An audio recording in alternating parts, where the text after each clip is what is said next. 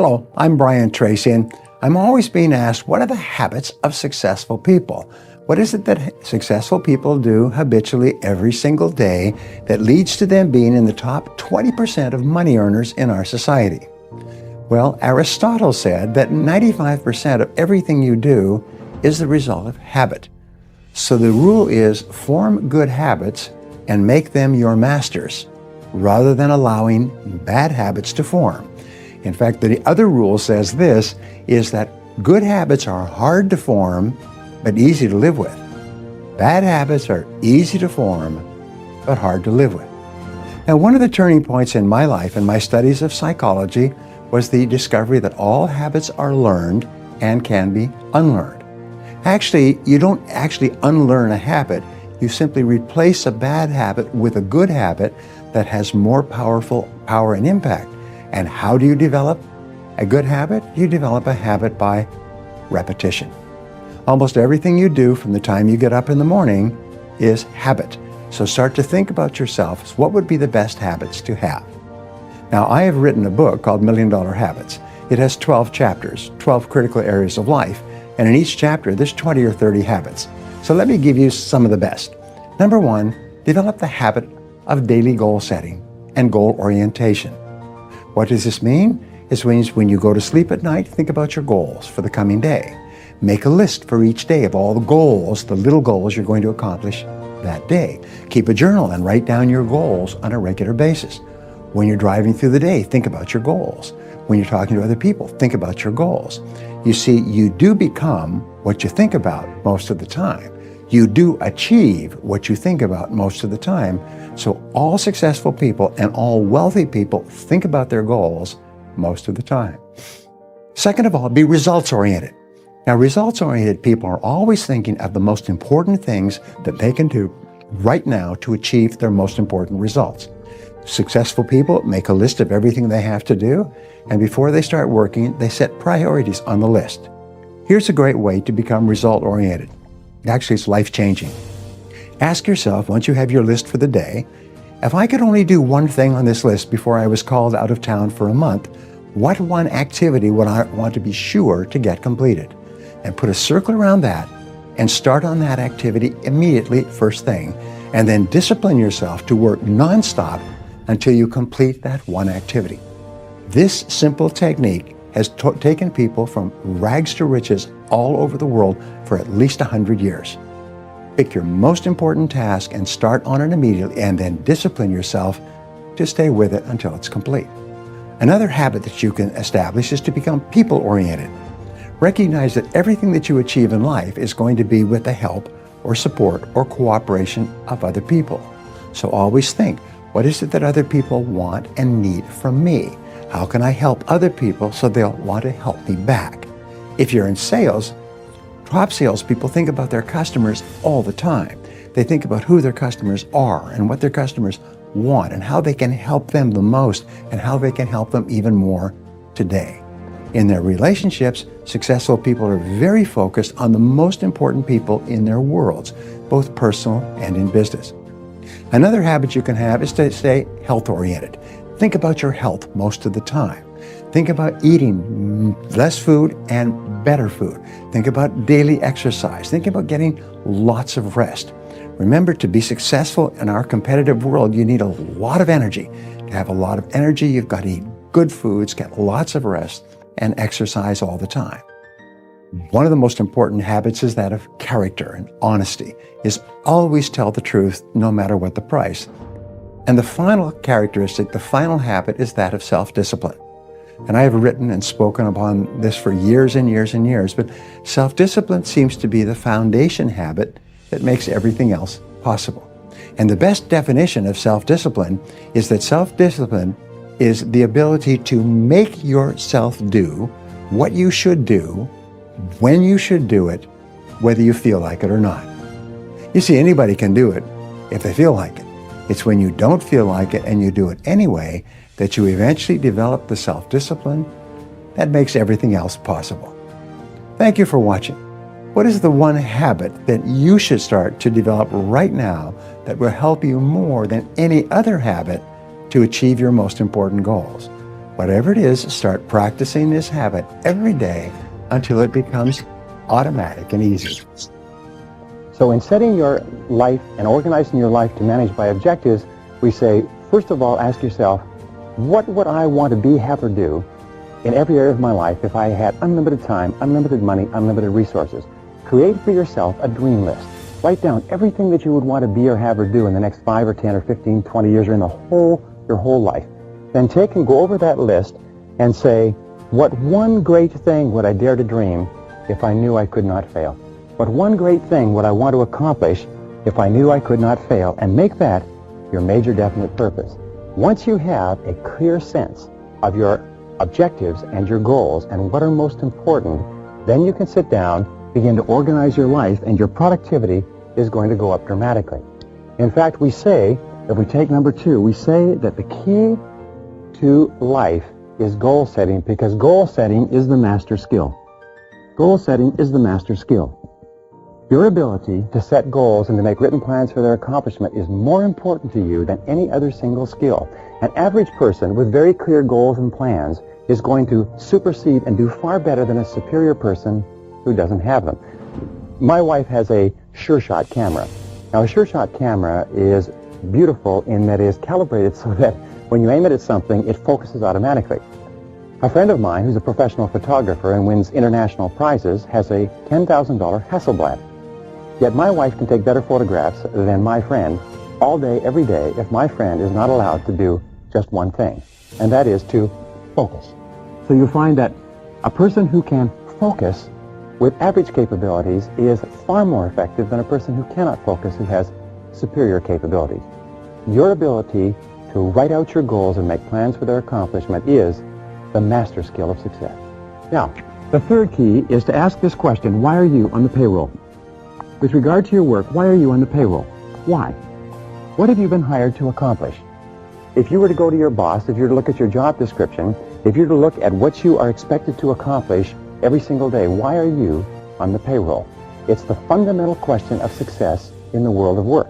Once you answer this question, another way of asking the same question is, what are your key result areas? You have been hired to achieve a variety of results. What are your key result areas?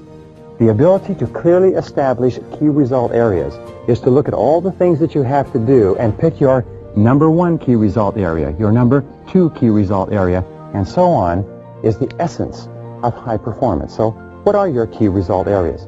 Why have you been hired? What are you on the payroll for? What can you and only you do that, if done really well, will make a real difference? Now, number 5 is, what are your core functions? Again, a part of managing by objectives and setting goals, clearly define your core functions. Your core functions are the functions upon which everything else you do depends.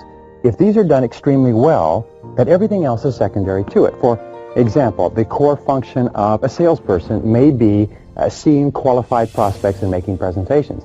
If the salesperson does that, then the sales, the orders, the implementation, the service, the revenues, everything else will take care of that. So ask yourself, what are my core functions? Because the natural tendency of most people is to focus on ancillary functions and become very busy engaged in activities and lose sight of their goals. And one of the most common mistakes of mankind is to forget what you originally started out to do and get sidetracked into other things of lesser importance. Now, the 6th thing is to ask yourself, what are your output responsibilities? What are your output responsibilities? What does that mean? That means, what outputs has your personal factory been put on the payroll to produce? What are the outputs that are expected of you? There are 4 ways that you define an output. The first is that it is under your control. An output is something that you can do, that you don't need anybody else's permission for, but you control the job totally. If you don't do it, it's not done. A second way that you can define an output is that it becomes an input for someone else. Every output is a completed job. We call this a completed staff function. In other words, when it's done, it goes from you to someone else, and someone else has to use it as part of their work or their life. The output of a factory may be a finished product. The output of a lawyer may be a completed brief. The output of an accountant may be a financial statement, and so on. The third is that an output is measurable. An objective third party can tell whether or not it has been accomplished. Someone can come along and say, yes, it's done, or no, it hasn't been done. So what How would you measure your output responsibilities? And number 4, critically important, your success or lack of success in your work and your career is determined by the quality and quantity of your outputs. So we are on the payroll in every case to produce outputs that are under our control, that are measurable, that become an input for someone else, and which determine our success. Remember, we are not on the payroll to perform activities, to socialize, to get along, but to get the job done and to produce the most important key result areas. Now, the next question that you have to ask, question number 7, is who are your customers? You see, we are all in the business of customer satisfaction. Robert W. Service said that everybody makes their living by selling something to someone. So who are your customers? And who do you have to satisfy in order to be promoted? You see, your customers are the people who determine your success or failure in your career. Sam Walton was once asked by a journalist, wasn't it nice to be at the top of your corporation and not to have to worry about pleasing anybody else? And you know what he said? He said, you're wrong. He said, I have to please my customers every single day. He said, and there comes one walking through the door right now. And he pointed to someone walking through the door of a Walmart store. He said, that's the person I work for. That's my boss. That's the customer, the satisfaction of whom determines everything that happens to me. Now, principle number 8 is what do we call a 6-step method of setting goals. And it's very, very simple, but it's simply this. Step number 1 is to write out all the goals you can think of. What are all the things that you want to do? Step number 2 is to set priorities. Of all these goals, which are most important? Step number 3 is to write out and create plans for accomplishing your most important goals. Step number 4 is to set priorities on your plans and activities. Step number 5 is to schedule your plans, decide what you're going to do and when, and step number 6 is to implement, is to get busy. Now, this seems very simple, but the very act of doing this can change your whole life and your whole career. Every single person needs a series of goals. You need 10-year goals. You need 5-year goals. You need 3-year goals. You need 1-year goals, and you need 6-month goals. You even need lifetime goals. You need goals that organize every part of your life. One of the great exercises in life is to write your own obituary and ask yourself where you want to be in 3, 5, 10 years, or what do you want to be read over your grave? What kind of a person do you want to become? Sometimes people say, well, I can't set goals like this because they're too big or they're too challenging or they're too impossible. But here's the question. Is what one great thing would you dare to dream if you knew you could not fail? There are no such thing as unrealistic goals, only unrealistic time frames. Now, number 10 is ask yourself, what are the obstacles that stand between you and your goals? What are the obstacles that stand between you and your goals? What is stopping you from getting from where you are to where you want to go? And what is the number 1 obstacle? What is the biggest single obstacle, and what could you do starting today to remove it? Number 11 is what people you need to work with to achieve your goal. Whose cooperation do you require in order to accomplish your goal, and what's in it for them? Who are the most important people? Members of your family, the members of your company, the people you work with, your boss, and so on. But who are the people whose cooperation you require? And the 12th question is, what additional knowledge do you require in order to achieve your goal? What knowledge, what skills, what information, and what is the number 1 knowledge, skills, and information that you require in order to get from where you are to where you want to go? So this is it. Decide what you want. Decide the obstacle stopping you from getting it. Decide the people whose help you require. Decide the additional knowledge you need, and then schedule and implement. Number 13 is ask yourself, what is the limiting step between you and your goal? The limiting step also becomes a goal because this is what determines the speed at which you achieve your goal. This is the choke point. This is the critical factor that is the bottleneck between you and wherever it is you want to go. So what is your limiting step between where you are and where you want to be? Number 14 is the need for clarity. Now, here's an important point, is the more clear you are about your goals and objectives, the easier it is for you to accomplish them. The more clear you are about what you want, the more clear your mental pictures of reality, the more likely it is that you will move step by step from where you are to where you want to go. Clarity enables you to visualize. And we know that all really successful men and women are capable of seeing the goal clearly in their mind before they realize it. The more time that you spend writing out your goal or your objective and clearly describing it, especially describing what it will look like when it's complete, the more likely it is that you will achieve it. All of our exercises, our exercise of dreaming big dreams, writing down all your goals, going through and setting priorities on the goals, making plans, setting priorities on the plans, scheduling, implementing, and so on, are all part of helping you see with crystal clarity what you're trying to accomplish. Asking questions every single day. Why am I on the payroll? What have I been hired to accomplish? What are my key result areas? What are your key result areas? What have you been hired to accomplish? If you could only do one thing in your job each day, what one thing would make the greatest contribution to your company? If you could only make one contribution or perform in one area, performance in what one single area would contribute the most to your career? Number 15 is to dream big dreams. Dream big dreams. All men and women who are really successful have gotten into the habit of dreaming big dreams and then make them come true. Make them come true. You see, the dreamers are the movers and shakers. They're the lotus eaters. They're the men and women who have made everything happen. So have big dreams for yourself. Dream about becoming a big success. Dream about moving to the top of your field. Dream about being the very best. Dream about being excellent in your chosen field. And finally, the final point on goals is this, is to write and rewrite your goals every day. Every single day, write a clear statement of what it is you want to accomplish, where you want to go, what you want to do. If someone were to wake you up at 3 o'clock in the morning and say, what do you want to do with your life? What are your major goals? What's your major definite purpose? You should be able to tell them just like that. This is what I want to accomplish and when I want to accomplish it and how I'll measure it and how it will be done. So write and rewrite your goals every morning. Review those goals at the end of every day. Plan and organize your time every minute.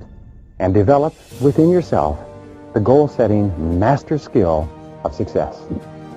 Once you have clear goals and priorities organized in order of importance, your ability to set priorities and to stick to those priorities is absolutely essential to your personal and professional effectiveness. In this session, we're going to talk about the key ideas and rules that you can use in order to set priorities and to get more done.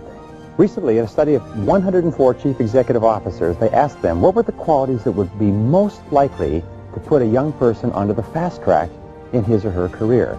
And the number one quality agreed to by more than 85% of the executives was the ability to set priorities, the ability to select the relevant from the irrelevant.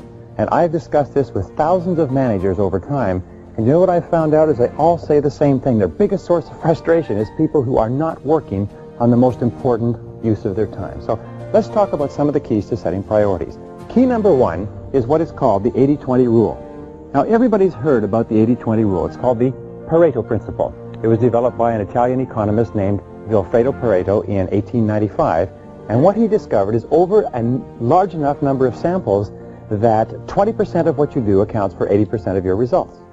20% of your customers account for 80% of your sales. 20% of your products account for 80% of your profits. 20% of your transactions require 80% of the time involved. So the 80-20 rule says to Pareto everything, is to always be looking at what you have to do and say, what are the 20% of the things that I do that are most important to my success, both in the short term and in the long term? Look at your whole company. Look at all of your activities. What are the 20% of the things that you do that give you the greatest bang for the buck? Now, the second key to setting priorities is to distinguish between the urgent and the important. Now, this is one of the most important of all concepts. And it simply says this, is that there are 4 different types of things that you do on a daily basis. And you can divide them into 4 quadrants. If you take these 4 quadrants, you find that there are things that are urgent and things that are not urgent. And there are things that are important and things that are not important. Now, the first quadrant is quadrant 1. These are the things that are both urgent and important. Telephones ringing, people coming in, mail, a temporary crisis, problems, interruptions, and so on. Most people spend most of their time working in the area of the urgent and apparently immediately important. The second quadrant are the things that are important but not urgent. The third area are the things that are urgent but not important. For instance, somebody calling you, but it's not a particularly important thing. And the fourth area are the things that are neither urgent nor important. What is it that the average person does and that you have to get free of? Well, they work in quadrant number 1 all the time because these are pressing. When they get caught up with quadrant number 1, they drop to quadrant number 3, and they do what is urgent but not important. If they get caught up with quadrant number 3, they relax and pay themselves off by doing things in quadrant number 4, things that are neither urgent nor important. However, It is in working more in quadrant 2, doing the things that are important to your career and to your life, but which are not particularly urgent, that you can increase your effectiveness dramatically. These are working on your personal and professional skills, spending time with your family, working on long-term reports, upgrading your abilities, and so on. The things that are important but not urgent are the most vital things to your long-term future. So a critical part of setting priorities is to ask yourself, what are the important things that I have to do but which are not urgent? Because remember this, important but not urgent will eventually be very urgent, and sometimes it will be too late. The third key to setting priorities is to ask yourself, what are your personal values? One of the things that we know is you always have to be working at goals that are congruent with your values. So when we talked about goals, we talked about what are your most important goals. With regard to values and priorities, you have to say, what is most important to me? What do I believe in? What do I stand for? Why am I doing what I'm doing? And you'll find that high performance comes when your goals and your values are congruent, and low performance comes when your goals and your values clash with each other, when you're working at something that is inconsistent with what is really important. And this brings us to number 4 key in priorities. What are your unique strengths? Again, when we look at the most effective men and women in our society, we find that every one of them has taken the time to think through what they are particularly good at. What are you particularly good at? What are the strengths and abilities that have led to your success in life to date? What is it that you do easy that comes difficult to other people? What are you especially good at doing? Leaders are those who deploy themselves carefully, and they only work in areas where they can employ their unique strengths to their highest levels of excellence and distinction. So question number 5 is, looking around you, what are you better at than other people? Of all the things you do, what are you better at? What are you really good at doing? Where do you make a significant contribution in your work? And where could you become better in order to make an even greater contribution to accelerate your career even faster? Now, number 6 is what we call your area of mastery. We have to ask yourself this: what is it that you can become really outstanding doing? One of the things we know is that high-performing men and women are very, very good at one or a few things, and they do more and more of those, and mastery, competence, leads to high productivity. What is a top priority with regard to the spending of your time? I'll tell you what it is. It's spending time becoming better at the things that are most important that you do. Spending time learning how to be really, really good at the critical things you do can lead to payoffs that are absolutely extraordinary. Remember, the top 1 or 2 or 3% earn 5 or 10 or 20 times the average because they're very, very good at a couple of things. So one of the ways that you set priorities, saying, what could I become really good at? Number 7 is ask, what are your high-value activities? What are your high-value activities? What are the things that you and only you do in your area of operation, your work, your responsibilities, that really contribute high payoff to your company? Your high-value activities are the answers to the question, why am I on the payroll? What have I been hired to accomplish? What are my key result areas? And here's an important point. Never give in to the temptation to do small things first. Never give in to the temptation to clear up little things when you still have valuable things to do. Number 8 is, how do you use the ABCDE system in order to dramatically increase your ability to produce? Well, the ABCDE system is taught in all time management courses. Basically says this, is that your A jobs are your must jobs. There's serious negative consequences if you don't do these things. Your B tasks are your should jobs. They're important, but the negative consequences for doing them are not that serious. Your C jobs are the things that are nice to do. And we have a concept called completion by deletion. Completion by deletion means delete the things that are nice to do so you have more time to work on the A's and B's. The D tasks are the tasks that you delegate, and the E tasks are the tasks that you eliminate. Now, eliminating tasks is one of the fastest ways to increase your productivity. So you ask yourself, what are the things you can eliminate? What are the things you can delegate? What are the things you can delete? And you'll find that your A task will almost invariably be the 20% of things that will account for 80% of what you do. Number 9, and this is the key question in time management. Always ask yourself, what is the most valuable use of my time right now? What is the most valuable use of your time right now? Most important question in time management. It keeps you on track, keeps you working steadily in the direction of your highest capability to perform Keep asking, what's the most valuable use of my time right now? Then do only that thing. This brings us to priority setting idea number 10 is do the right things rather than doing things right.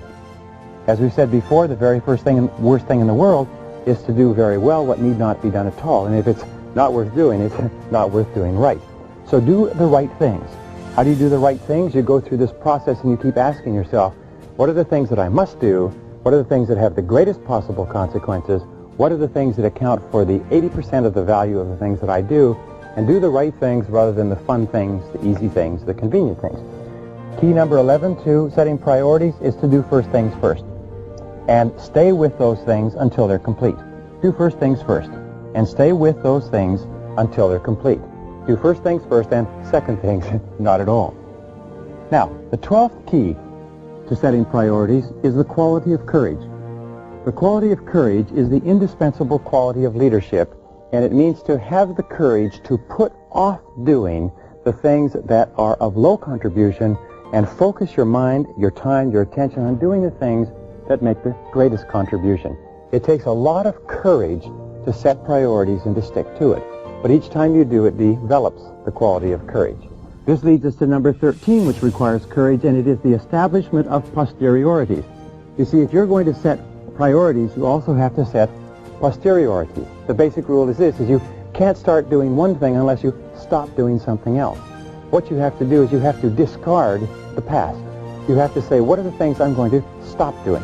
The people I'm going to stop associating with, the jobs I'm going to stop working on, and you have to establish them as posteriorities that may or may not have been relevant in the past, but which are not relevant to the future. They are not important in their consequences.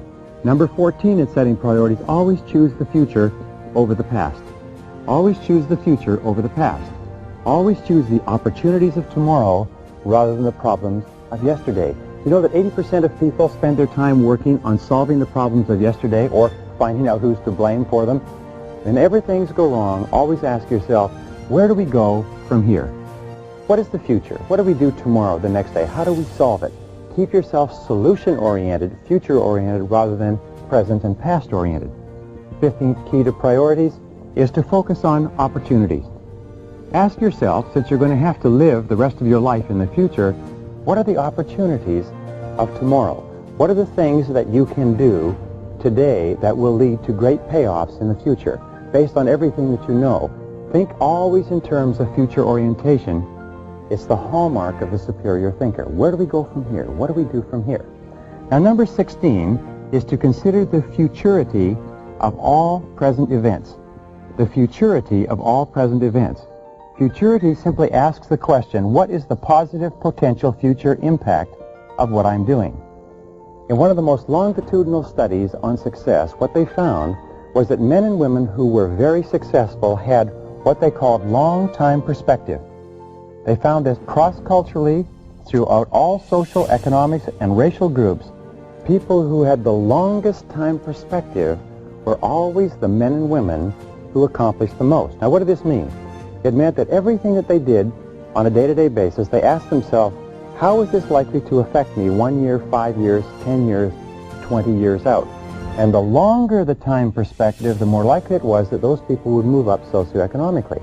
They also found that people who had short time perspective, people who were only thinking about how these things would affect them today, people, if you like, were always looking for the things that were fun and easy rather than the things that were long-term and required tremendous discipline and were hard but had long payoffs. The people who concentrated on the short term were always the least successful people. The people with the long time perspective were the most successful. Remember, success, by the way, is an attitude. And the critical attitude that you need to develop to be a great success in your life is to think in terms of the long term. Practice delayed gratification. Work hard today in order to enjoy the benefits tomorrow. And one of the ways of setting priorities is saying, what is the most important use of my time right now with regard to the long term, and then do that.